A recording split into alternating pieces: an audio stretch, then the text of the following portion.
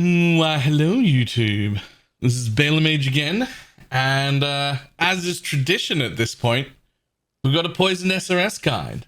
The rumors of Poison SRS nerfs have been greatly exaggerated. It is almost entirely untouched, short of a little bit of minion movement speed that we lost, and the new quality that we don't care about anymore. But otherwise, if you're already familiar with this build, if you've run it in the past, you can pick up the new path of building from the description and you can leave. There's no big changes if you're already super familiar. There are some changes from last league because we had tattoos. So we're going to go over the build guide.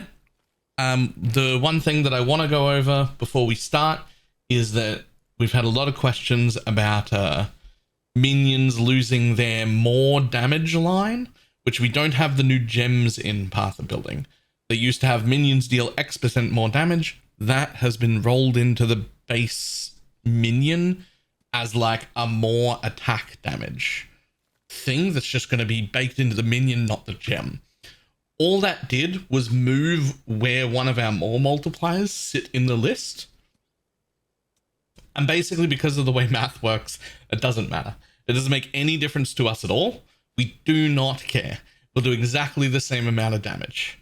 So with that in mind, we can do pretty much just rely on the unchanged, unupdated gem to give us our damage. We just had to swap out of alt damage, alt quality things and that sort of stuff. So let's jump into the guide. We went a little bit further this time with the path of building than in the past. All right, so here it is with the path of building. Some of you might already be familiar with it. We do have gem setups for all the way through the axe, gem setups for the end game, like when you first reach maps but you're not poison yet. We've got your initial swap to poison, and then I also have a poison min max variant. Now I put this one in because a lot of people could very easily get to what we considered the end game poison, which reliably did, depending on your gear and jewels, somewhere between 8 and 10 million DPS, which we thought was more than enough for most people on their league start. But then what ended up happening is a lot of people wanted to invest further. Either they just made a lot of money because the build was so successful, or they saw me doing it and went, oh yeah, no, I want to invest more money. How do I do it? So this time we included end game min-maxing everything's. So I do want to point out, this is overkill. The end game min-max version of everything is overkill. There's min-max gear, there's a min-maxed animate guardian, there's a min-maxed tree with different jewels in it.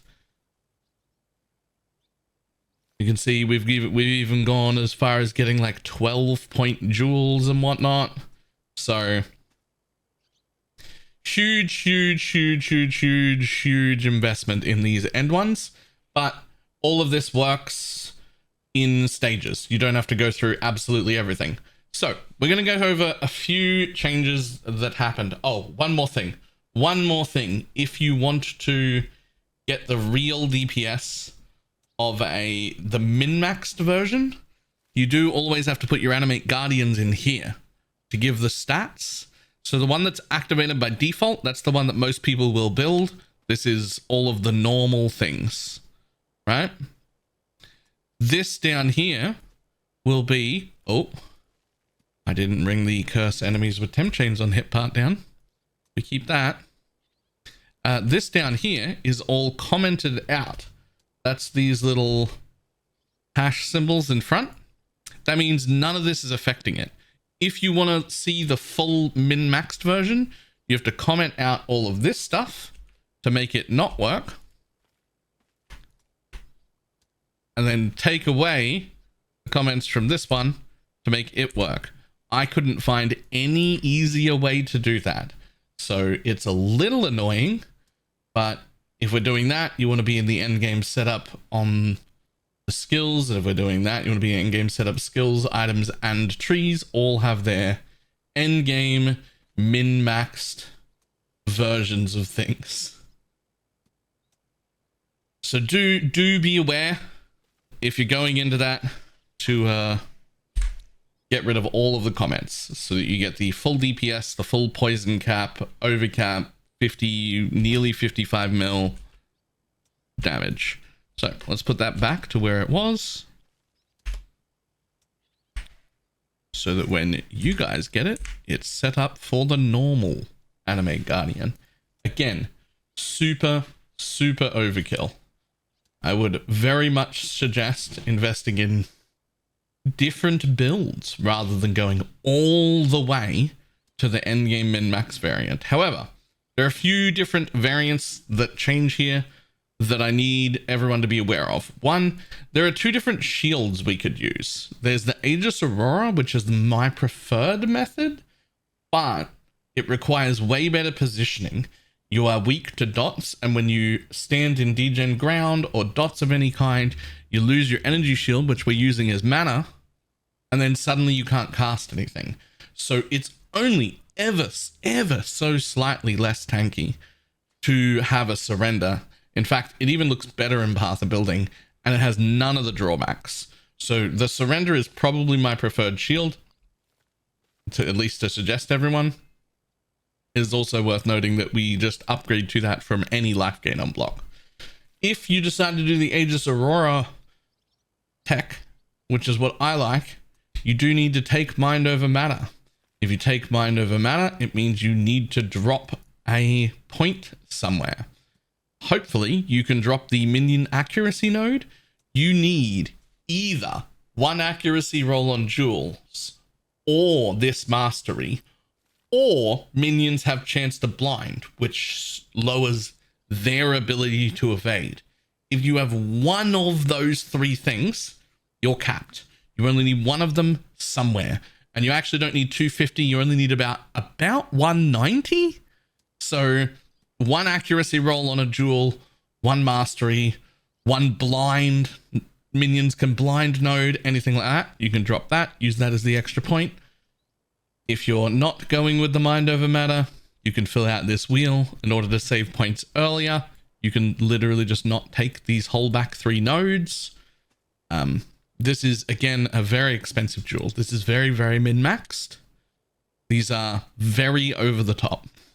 But we've included it, all the min-maxed variants, because people seem to care about them. Got too many questions about it. All right. That's it. All your leveling trees, all your leveling gems are in there. Everything is ready. It is almost unchanged. The only other thing that changed from the past to now is we revert everything we did exclusively for tattoos. So the whole like timeless jewel to remove stat requirements and tattoo our whole tree thing that we did last league. Can't do that anymore. No tattoos. The other thing is there used to be another endgame variant of my gear where I could use an Ashes of the Star instead of an Ulls, and use that and a Helm enchant to achieve the RMR that I needed to put on all of my auras. And then I got to use a lot of alt quality stuff and really stack the quality on them up. And it was like a little bit better because Ashes got its RMR removed. That's no longer an option, so it's now just Ulls. It is worth noting you can use any Ulls for any aura we're currently using. Envy is the best Ulls because it has the 20% global defense, and Haste is, well, Haste is okay. Actually, Haste and Determination are both good. Malevolence is the worst Ulls because that means that you have to put Malevolence on as a permanent aura. When you go into the min-max setup and you get your extra aura, you just get Malevolence. And what I personally like is to put Haste on as a permanent aura, because that speed, that ability to move faster, that ability to shield charge or whirling blades faster around, the ability for your minions to move faster permanently, feels way better to me. So I would like to keep that on permanently as part of the upgrade, and then just have Malevolence be my blessing. So I would rather not use a Malevolence Ulls. That being said, if all the others are too expensive, Malevolence still works. You just end up blessing your Haste. So any of the Ulls are usable. Otherwise, that's it. No changes. Build is fantastic. It survived all of the nerfs. it still, in my opinion, outpaces any other version of this for the level of investment that you do.